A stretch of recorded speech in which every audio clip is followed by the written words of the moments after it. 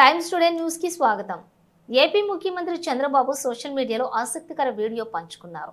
Amaravati concept తో ఉన్నటువంటి ఆంధ్రప్రదేశ్ రాష్ట్ర చిత్రపటానికి చంద్రబాబు రంగులు అద్దటం ఆ వీడియోలో చూడొచ్చు.